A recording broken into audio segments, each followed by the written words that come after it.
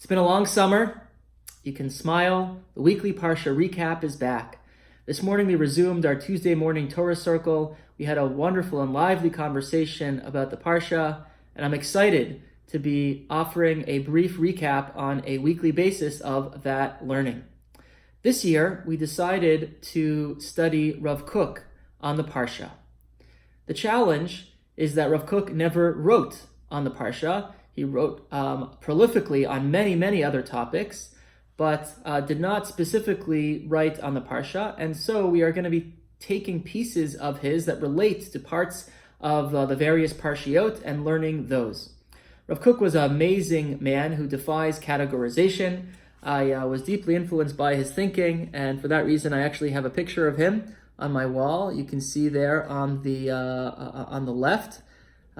He is was a towering figure, a mystic in a time of revolution, who lived outwardly as a Hasidic Jew, but was a humanist and a pluralist, and we'll have a chance to see that colorful personality, that deeply Zionistic personality emerge through the Torah that he teaches, that we will be relating to the weekly Parshiot. For Parshat Ki Tezei, there are so many options to choose from, because it is a Parsha that is full and overflowing with mitzvot. The piece that we chose this week was from Ein Ayah, which is Rav Kook's commentary on the Agadic sections of the Gemara in Masechet Brachot and Masechet Shabbat. The mitzvah that we focused on this morning was the mitzvah of Shiloach HaKen, which is the sending away of the mother bird before taking the eggs, which is done in a context, when a non-domesticated context, when you're out in the open, in the field, on a hike, and you see this scenario, you're meant to shoo away the mother birds before taking its eggs. There is a Mishnah in Brachot which says, HaOmer, somebody who is in the midst of tefillah and is petitioning to Hashem for help, and says, Al kan tzipor yagiu rachamecha, that just as you, Hashem, were so merciful to the mother bird by commanding us to distance her from her children before taking them, so too have mercy and compassion upon us. Anybody who says that in their tefillah is meant to be quieted. The Mishnah says in Masechet Brachot Perek Hey, Mashtikin Oto, silence that person. What's so wrong with that sentiment? Why is it so problematic to use one of the rationales behind the mitzvot and to integrate that into our tefillah? The Rambam understands this tefillah, this Mishnah, to be in accordance with those who are against the enterprise of Ta'amei HaMitzvot. That camp which argues that we do all of the mitzvot not because there is a specific reason or rhyme behind them, but because Hashem commanded them, and we are here to fulfill the will of God, period.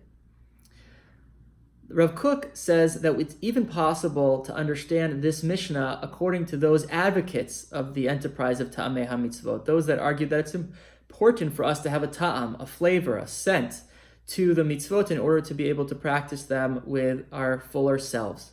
How does Rav Kook advocate that? Rav Kook says that in the process of hishtalmut, of becoming perfect, all of us are meant to perfect our intellectual and emotional sides.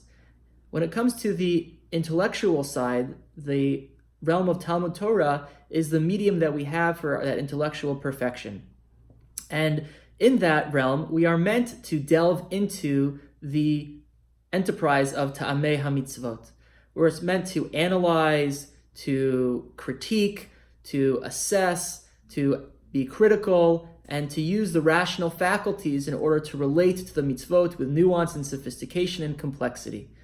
However, when it comes to the emotional realm, there is a place for simplicity, for purity, for straightforwardness. And the mistake of the individual who calls upon the ta'am hamitzvah of Shiloach HaKen is that he is doing so betoch tfilato. He is in the midst of a moment of prayer. And prayer is meant to be the time that we purify our emotions, to have that direct connect to Hashem, without all of the nuance, without all the complexity and the sophistication that we might have in our minds when we are learning Torah. And so the reason why we are meant to quiet this person, because they are in the midst of a moment of prayer.